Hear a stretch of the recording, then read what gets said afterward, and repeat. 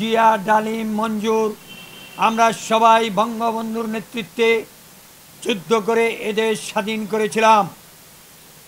বাঙালি জাতির একটাই উদ্দেশ্য ছিল এই জাতিটাকে উন্নত, সর্বোন্নত উচ্চ শিখরে নিয়ে যাব এবং এই বাংলাদেশকে উন্নত রাষ্ট্রে পরিণত করব।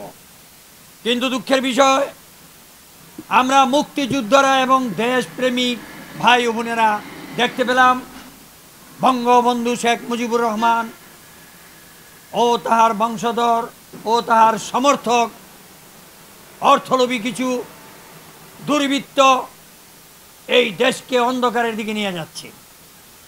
বাকশাল নামের একটা সংগঠন তৈরি করে এই দেশে বঙ্গবন্ধু শেখ মুজিবুর রহমানের শাসন চিরস্থায়ী করার জন্য ষড়যন্ত্র চলিতেছিল।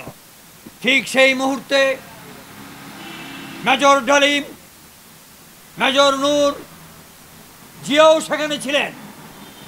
দেশপ্রেমিক প্রত্যেকটা যোদ্ধা ছিল, দেখতে পেয়েছিল এই ভয়ঙ্কর পরিস্থিতি মেনে নেওয়া যায় না। এক সাগর রক্তের বিনিময়ে যে বাংলাদেশ স্বাধীন করেছি, সেই বাংলাদেশ ভারতের তাবেদারি করার জন্য আমরা ছেড়ে দিতে পারি না।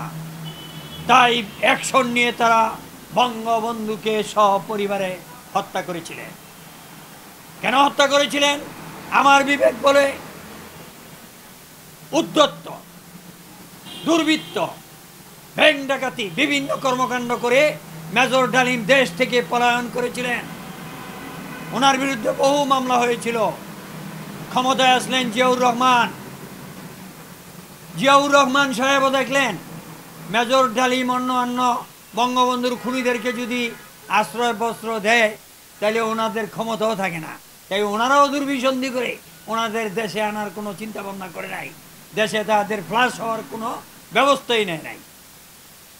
স্বৈরাচার শেখ হাসিনার ভয়ঙ্কর পরিণতির শেষ মুহূর্তে স্বৈরাচার হাসিনা যখন দেশ থেকে পলায়ন করলেন, আজ বাংলাদেশ দ্বিতীয়বারের মতো যখন স্বাধীন হলো, স্বজাতির অত্যাচার নিপীড়ন থেকে দেশ মুক্তি পেয়ে যখন দ্বিতীয় স্বাধীনতা ভোগ করতেছে বাংলাদেশ, ঠিক সেই মুহূর্তে বিদেশে বসে থেকে মেজর ডালিম আত্মপ্রকাশ করলেন।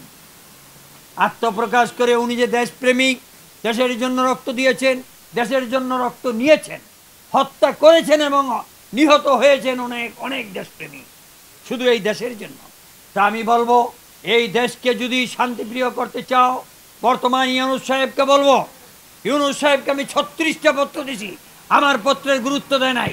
আমি একটা আবিষ্কার করেছি, যে আবিষ্কার কাজে লেগে বাংলাদেশ 1 বৎসর উন্নত রাষ্ট্রে পরিণত হব।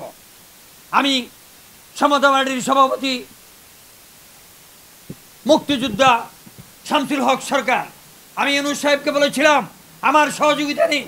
বর্তমান যে ছাত্র এবং ওই ওয়াকার সাহেব, আসিফ নজরুল সাহেব, যারা আপনাদের সহযোগিতা করতেছে, ইউনূস সাহেব দেশ পরিচালনায় ওনাদের বুদ্ধি কম, সাধারণ বুদ্ধি। আমি সুপার বুদ্ধি